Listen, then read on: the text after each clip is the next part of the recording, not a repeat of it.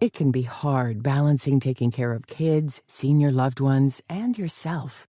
Remember, it's okay to ask for help. There's a reason 29 million families have turned to Care.com. Find background-checked sitters, nannies, and senior caregivers who can help with everything from watching kids after school to senior meal prep. Whether you need full-time, part-time, or even occasional help, you can view rates and book highly rated caregivers that fit your budget and schedule. Get the help you need with Care.com. On today's Smart 7, government announces new immigration plan, Ukraine continues its push into Russia, and much more. It's Thursday, 22nd of August, it's National Burger Day, and happy birthday, Dua Lipa. The Smart 7. It's news, but not the news.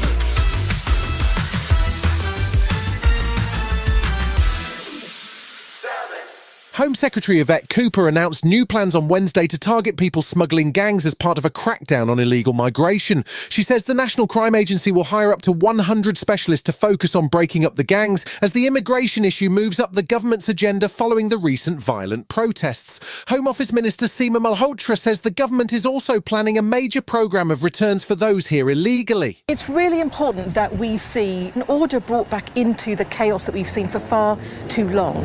And that's why the steps we're taking to see the highest levels of returns that we'll have seen over the last 5 years is a really important part of making sure that those who have no right to stay know that they will be returned. Amnesty International accused the government of reheating Tory rhetoric over immigration and said that they should instead be focused on creating safe routes for people to reach the UK. Former Home Secretary and Tory leadership candidate James Cleverly wasn't too impressed either. What the government have said is that since taking office they've returned just 200 people, which is frankly pathetic. They say they're going to recruit up to 100 extra officers. And again, that is a pathetic response to a really challenging situation.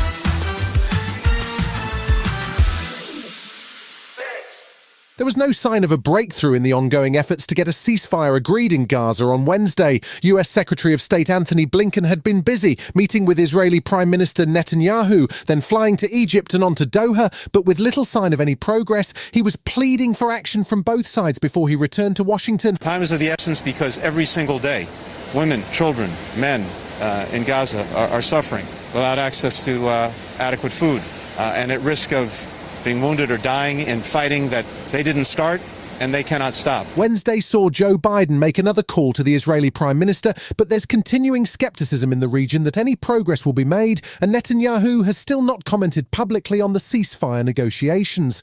Meanwhile, Hezbollah launched a fresh wave of rocket attacks against Israel on Wednesday as it appears tensions are escalating once again. Yazid Saig, a senior fellow at the Malcolm H. Kerr Carnegie Middle East Centre, says that it's clear that there are politics at play. The US is simply playing this game where Israel gets to set conditions, change conditions, move the goalposts, and then the US comes along and blames Hamas for the outcome.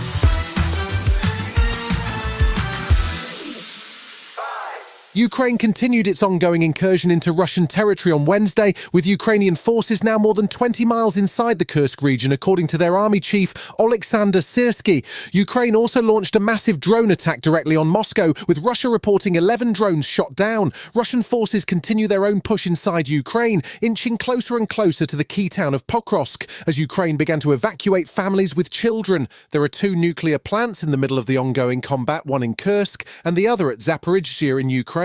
And Director General of the International Atomic Energy Agency, Rafael Grossi, says both sides need to exercise caution. We could have a very serious situation any moment, because when you see the amount of military activity surrounding the plant, you can see the physical integrity of the facility is being challenged.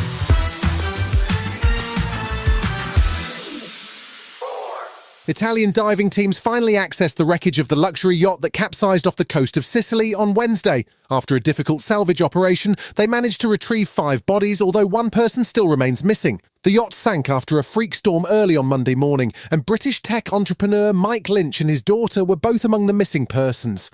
The Italian authorities have not yet formally identified the recovered bodies, as identification will need to be completed and families informed. Dr. Jamie Pringle is a reader in forensic geoscience at Keele University, and he told Sky News that the search and recovery operation is extremely difficult. You've got very strong currents that happen in different depths, poor visibility. Obviously, you've got all of the debris field will no doubt be around the vessel, both outside and inside. It's going to be very difficult for the dive teams. Still to come on today's Smart 7, tributes paid to cricket legend and Francis Ford Coppola defies his critics. Right after this. It can be hard balancing taking care of kids, senior loved ones, and yourself. Remember, it's okay to ask for help. There's a reason 29 million families have turned to Care.com. Find background-checked sitters, nannies, and senior caregivers who can help with everything from watching kids after school to senior meal prep. Whether you need full-time, part-time, or even occasional help, you can view rates and book highly rated caregivers that fit your budget and schedule. Get the help you need with Care.com. Welcome back.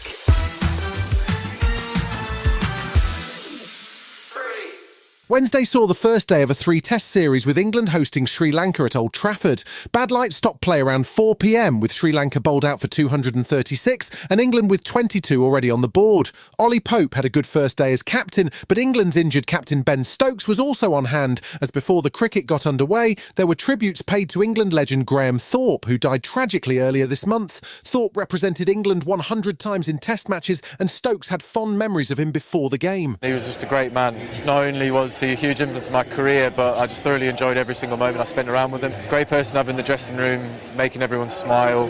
Obviously the biggest part that I'll remember of Thorpe is the laughs and how he just made everyone around him feel.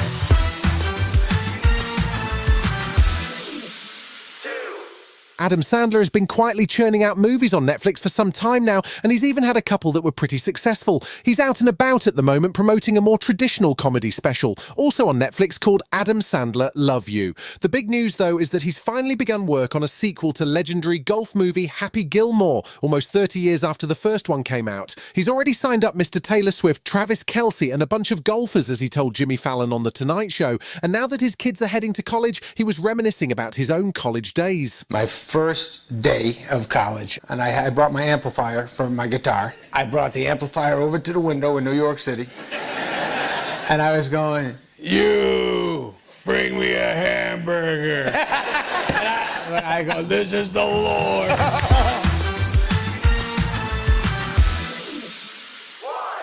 We've all seen those movie posters with glowing quotes from film critics, so it's quite unusual to see a director going completely the opposite direction. Francis Ford Coppola has been working on Megalopolis, a vast science fiction-inspired statement movie since 1980. He's also spent over $120 million of his own money on it. It confused some critics at its Cannes premiere, and now in response, Coppola has begun the new trailer for it, with a collection of negative reviews of his greatest movies, including The Godfather and Interview with a Vampire. It's a dazzling trailer otherwise, with Adam Driver, Lawrence Fishburne, Aubrey Plaza and Nathalie Emmanuel in what they're calling a cinematic event. It hits your local multiplex on September 27th. Imagine today's society as a branch of civilization. Is this way we're living the only one that's available to us? My plan is a city that people can dream about. Megalopolis. What about those standing in your way? People don't need dreams. People need help now. You've been listening to The Smart 7. We'll be back tomorrow at 7 a.m. Hit that follow button and have a great day. Give us 7 minutes and we'll give you the world. If there's one thing that my family and friends know me for, it's being an amazing gift giver. I owe it all to Celebrations Passport from 1-800-Flowers.com, my one-stop shopping site that has amazing gifts for every occasion. With Celebrations Passport, I get free shipping on thousands of amazing gifts. And the more gifts I give, the more perks and rewards I earn. To learn more and take your gift giving to the next level, visit 1-800-Flowers.com/ACAST. That's 1-800-Flowers.com/ACAST.